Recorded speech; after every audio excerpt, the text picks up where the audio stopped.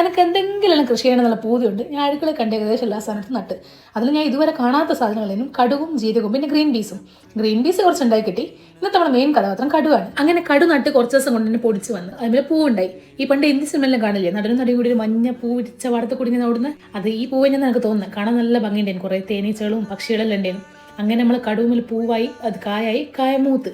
അങ്ങനെ മൂത്തപ്പം main twist എന്താണെന്നറിയോ, ഞാൻ നട്ട് വളർത്തിയ കടുവിനെക്കാട്ടും ഉഷാറായത് ഞാൻ വിത്തെടുത്ത് വരുമ്പോൾ എൻ്റെ കയ്യിൽ നിന്ന് വീണോയ കടുവ. മൂപ്പര് ഞാൻ നട്ടതിനെക്കാട്ടും ഡബിൾ സൈസ് ചെയ്യുന്നു. അങ്ങനെ നമ്മൾ കടുവൊക്കെ പറിച്ച് ഉണക്കിയെടുത്ത്. നമ്മൾ ഈ കടുവ നട്ട മുതൽ എന്നെക്കാട്ടും കൂടുതൽ എന്നോട് എക്സൈറ്റ്മെൻറ്റ് കാണിച്ചത് എൻ്റെ അസിസ്റ്റൻ്റ് ആയിരുന്നു. മൂപ്പർക്ക് ഇത് നനക്കാനൊക്കെ ഭയങ്കര ഇഷ്ടമായിരുന്നു. അങ്ങനെ ഈ കടുവെല്ലാം ഉണങ്ങി നമ്മൾ പൊളിച്ചെടുത്ത്. ഈ പൊളിച്ചെടുത്തിട്ട് കാറ്റിൻ്റെ ഒരു കാറ്റും കൊണ്ടുപോയി ബാക്കി കുറച്ച് നമുക്കും കിട്ടി. ഞാൻ നട്ട സാധനങ്ങളിൽ കുറേ എല്ലാം ഇവിടുത്തെ കാറ്റുകൊണ്ട് ഒടിഞ്ഞും പൊടിഞ്ഞൊക്കെ പോയി. പിന്നെ നമുക്ക് എത്ര കിട്ടിയെന്നല്ലോ, എന്ത് കിട്ടിയെന്നല്ലേ. ഈ കടുവിൻ്റെ ഒപ്പരം 3-3.5 മാസം മുന്നേ ഞാൻ നട്ട വെള്ളരിയത് മൂപ്പർ ഇപ്പോൾ ഉറക്കം തന്നെയുള്ളത്. ഒപ്പം പഠിച്ചവരൊക്കെ കുപ്പി കയറി.